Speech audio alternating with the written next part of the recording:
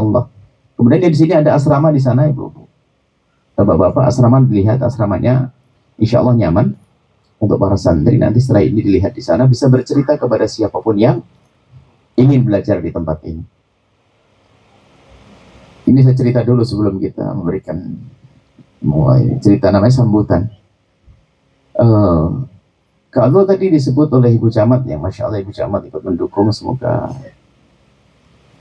benar-benar sukses dalam mempromosikan nanti, karena promosi dakwah itu memang harus, artinya apa? Kita ingin mengajak orang seperti tadi disampaikan oleh Ketua Yayasan, kita ingin mengajak orang sebanyak-banyaknya dalam kebaikan.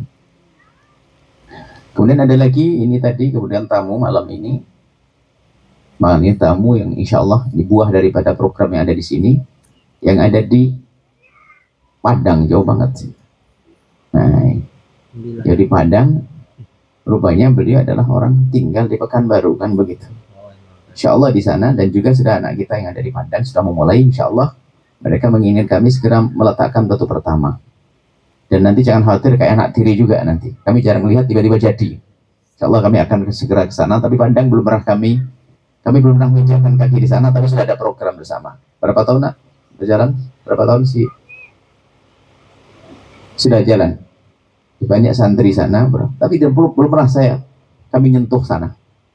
Orang-orang hebat itu. Memang berbuat bukan karena kami. Jadi di Padang itu sudah ada program.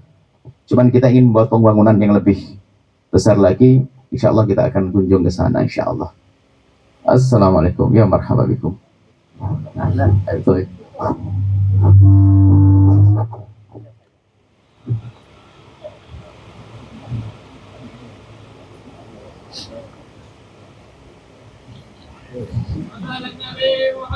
Allahumma salli wa sallim wa barik.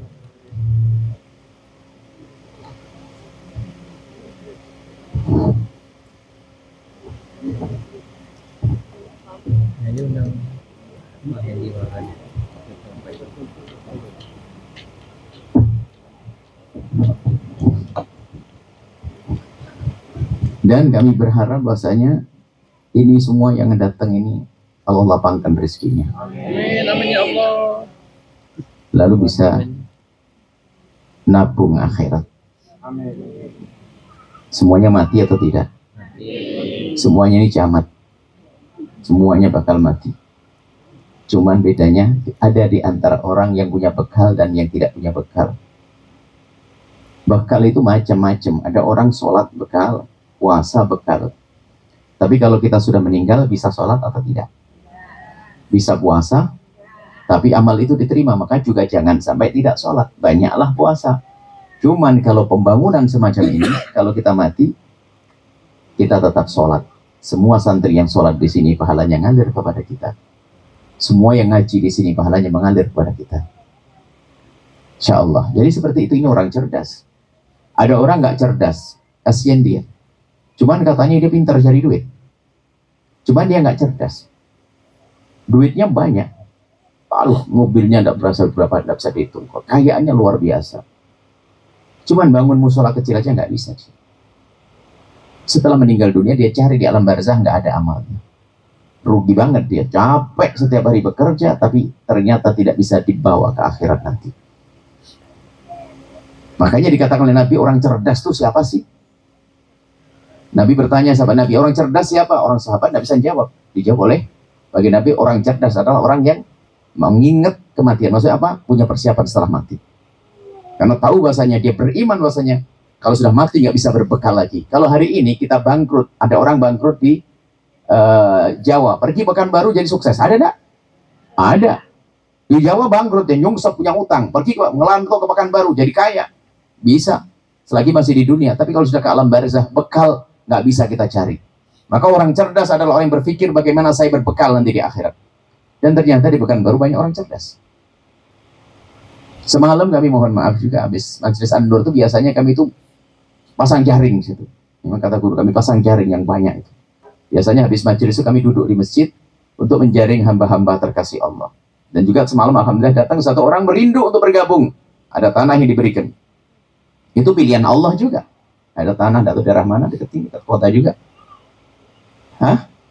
Rubio. Nah, Itu adalah hamba pilihan Allah. Kalau tidak dipilih Allah, nggak punya gerak seperti itu. Ada tanah 1 hektar, strategis, bagus. Katanya air banyak, bagus, dan indah. Dekat dengan jalan tol, nanti pada akhirnya keluar tol, exit tol. Itu hamba terkasih Allah. Dan masih banyak orang-orang semacam itu. Itu yang terlihat. Tentunya yang tidak terlihat itu siapa? Ya ini semuanya insya Allah tidak. Belum ada yang tahu ternyata mereka adalah orang dipilih oleh Allah. Kalau cuma bangun gedung 50 seperti ini enteng. Pada akhirnya. Kalau orang punya kesadaran akhirat. Kami mengajak, makanya karena mengajak, tidak ada kiriman dari Al-Bahjah Pusat Rp1.000 pun nggak ada. Jadi kalau bergabung dengan Al-Bahjah jangan dianggap, wah yuk kita bergabung dengan Al-Bahjah, nanti ada dana kucuran, enggak. Dana dari kocek hamba-hamba terkasih Allah. Bahkan pun kami juga tidak meminta bantuan dari pemerintah sekalipun, karena apa?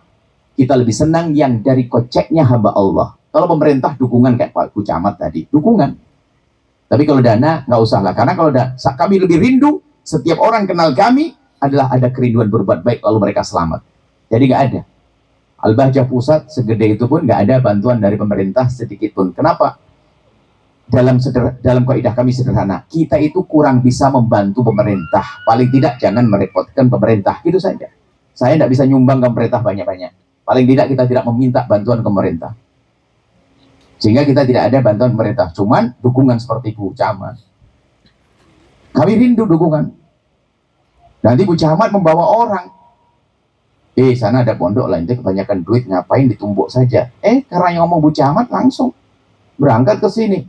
Mana Bu Camat, saya bangun 3 gedung. Nggak mustahil, jangan ngomong. Jangan menafikan. Jangan mustahilkan hal-hal seperti ini. Sebab kalau kerinduan kepada kebaikan tuh, banyak orang, cuman kadang tidak ada yang mengajak. Tidak ada yang mengajak. Sering kami menyuarakan di sebuah tempat itu ngomong, iya Bu ya, saya sudah lama pengen berbuat baik. Cuman saya bingung memulainya dari mana. Karena Bu yang ngajak, maka itulah Bu ya, saya punya ini, saya punya ini, saya punya ini aja. Itulah hamba-hamba terkasih Allah. Dan ini sebuah hamba terkasih Allah. Jerih payah hamba-hamba Allah itulah yang kami rindukan. Jadi, terima kasih Bu Camat, sesuai dengan kami inginkan, dukungan itulah yang perlu kami inginkan. Semua kalau ada pejabat di sini, tidak usah kita sibuk mencari bantuan dari pemerintah. Pemerintah PR-nya besar banyak. Ya kita bantu dan buat sekolahan semacam ini. Jangan merepoti pemerintah.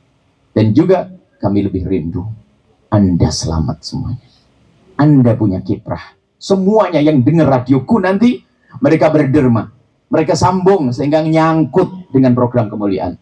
Sehingga bersama mengalirnya pahala ini mereka mendapatkan kemuliaan. Terus seperti itu. Itu yang kami rindukan. Dan masih banyak lagi. Kalau seandainya semalam kami khusnudan, kalau seandainya biasanya itu habis majelis kami duduk di pojok masjid begitu untuk jaring mana yang mau berjuang. Anda punya apa? Kami tidak minta ngerengek rumah ABCD, enggak. Kami menyuarakan mau atau tidak. Jangan sampai seperti dia. Siapakah dia? Kaya raya meninggal tanpa sesuatu yang dibawa. Sudah begitu ditinggal di dunia dipakai rebutan waris. Mau, na'udzubillah. Dan juga jangan biasa kalau kita ingin berbuat baik memberati anak. Siapa dia? Ya orang bodoh lagi. Berpesan, nak kalau abah wafat nanti tolong. Tanah di pinggir jalan sana wakafkan untuk pondok. Tanahnya bagus, strategis di pinggir jalan. Harganya 5 miliar. Ibunya meninggal dunia, bapaknya meninggal dunia. Sang anak mau mewakafkan, mikir 5 miliar mau diberikan. Jadi jangan membebani anak. Kalau berbuat baik, hari ini saya keluarkan. Jangan bebani anak. Tapi ajari anak untuk berbuat baik. Tapi jangan dibebani. Setelah begitu, karena orang tuanya merintis kebaikan, anak menyambungkan. Melanjutkan, alangkah indahnya. Coba, Anda bayangin saja. Hayalkan yang indah. Anda berjuang di sini. Anda bisa bangun pondok di sini. Kemudian Anda sekolahkan anak Anda untuk menjadi apa saja. Sukses ekonominya. Jadi orang kaya raya. Tak taunya dia berkata, ibuku pernah menyambung di sana. Aku tidak boleh kalah. Senang tidak punya anak begitu? Begitu harusnya. Harus kita kenalkan anak kita. Jadi ada kesinambungan nanti. Rugi banget. Dan kita melihat orang sedih. Melihat orang kaya raya. Tapi setelah meninggal dunia nggak punya amal baik. Karena tidak dipilih oleh Allah. Bahkan sebaliknya ada orang kita lihat ekonominya tidak banyak. Tidak bagus-bagus amat. Tapi ternyata rela memberikan hal sesuatu yang paling berharga yang mereka miliki. Itulah orang-orang kaya di akhirat. Maka ini kisah Pekanbaru. Ini adalah subhanallah. Ini ceritanya sudah lama kami kenal pertama dengan Pak Haji Rusman ini. Masya Allah. Kenal Terputus dulu ceritanya. Memang menjadi pilihan kan pelan-pelan dulu. Terputus. Tapi karena memang dipilih oleh Allah, beliau itu sudah begitu beliau komunikasi dengan anak kami itu putus juga. Sampai datang lagi ke Cirebon, bayangkan. Pekanbaru Cirebon nggak dekat. Datang ke sana hanya untuk menjalankan program. Kalau nggak dipilih Allah nggak bisa. Alah urusannya terserah, nggak ketemu ya sudah. Kan begitu. Nggak bisa dihubungi ya sudah. Nggak ada ketemu ya sudah. Mestinya kan begitu. Tapi kenyataannya beliau datang. Sambung lagi. Akhirnya menyeru kawan-kawan semakin banyak di sini. Alhamdulillah. Begitu dakwahnya baginda Nabi. Ingin membawa orang sebanyak-banyaknya. Mungkin ada orang yang secara zahir adalah dia berkelimang dalam kemaksiatan, kehinaan, kemaksiatan. Jangan ragu mengajak. Ajak mereka dalam kebaikan. Karena bisa saja di saat Anda mengajak kepada kebaikan, berhenti kemaksiatan yang mereka lakukan. Maka kami jadikan semuanya ini timnya Rasulullah SAW. Jadi bukan sekadar Anda berderma, kami tidak mengatakan berdermalah Anda.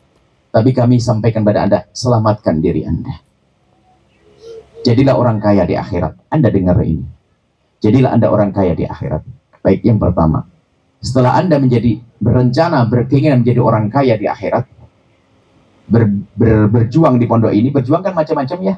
Ada berjuang dengan ilmunya, ada berjuang dengan hartanya, ada berjuang dengan tenaganya, ada berjuang dengan ide cemerlangnya. Ada yang tidak bisa itu semuanya, tapi dia sering mengadu kepada Allah, berjuang dengan panjatan doa. Dengan panjatan doa istimewa. Berdoa. Jadi ibu mendoakan saja bagian daripada perjuangan. Ini yang pertama ya, Anda sendiri yang berjuang, harapan kami. Kemudian setelah Anda bisa berjuang, betul kata Pak Ketua tadi, zalim bener kalau saya tidak kasih tahu orang lain. Ibaratnya kalau dalam urusan dunia, saya dapat peluang bisnis bagus nih. Lah kok saudara saya tidak saya kasih tahu, egois bener nih orang. Beliau menemukan ini peluang besar untuk berjuang. Kalau tidak saya kasih tahu rugi, maka kasih tahu. Maka yang kedua, setelah Anda ada kerinduan, maka ajak orang lain. Dan di saat mengajak orang lain, awas. Jangan sekali-kali Anda berprasangka buruk. Lalu berkata, nggak mungkin kayaknya orang itu. Jangan ngomong begitu. Bahkan Anda husnudzon, ia akan bantu. Hanya bedanya terlihat atau tidak terlihat. Kadang kita suudzon dulu melihat orang. Modelnya juga model. Ya kira dia bantu. Wah nggak boleh suudzon begitu. Bahkan kita harus husnudzon.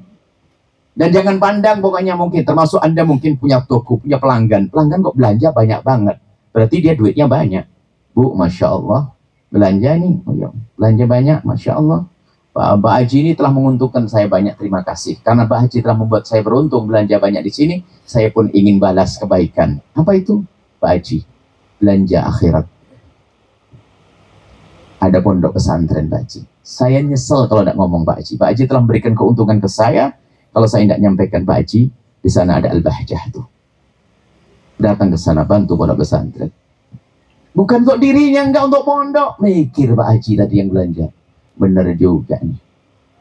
Saya datang, yang ngajak dapat pahala. Maka jangan ragu. Dan ini semuanya rata-rata dari murid ke murid juga. Ini nyambung ke sana, ini nyambung ke sana, ini nyambung ke sana. Termasuk yang tadi yang kami sebutkan, insya Allah yang di Padang itu nanti. Ada yang di sana datang, beliau juga ada datang ke sini. Hanya kebetulan salah satunya ada di sini, orang yang tinggal di sini perkumpulan, dan beliau sudah kami kasih tugas. Kalau kenal Buya itu langsung dapat proyek sah. Kalau sudah dengan Buya itu langsung dapat proyek. Proyeknya adalah cari kawan yang banyak. Begitulah, saya tidak tahu sampai kapan umur. Kalau saya tidak ngajak kepada kebaikan, rugi banget. Seperti halnya ahli neraka selalu membuat program ngajak kejahatan. Kan begitu. Ayo buat maksiat di sana. Bayangkan, ada orang merencanakan maksiat, membuat tempat maksiat 10. Lalu peletakan batu 10 langsung mati.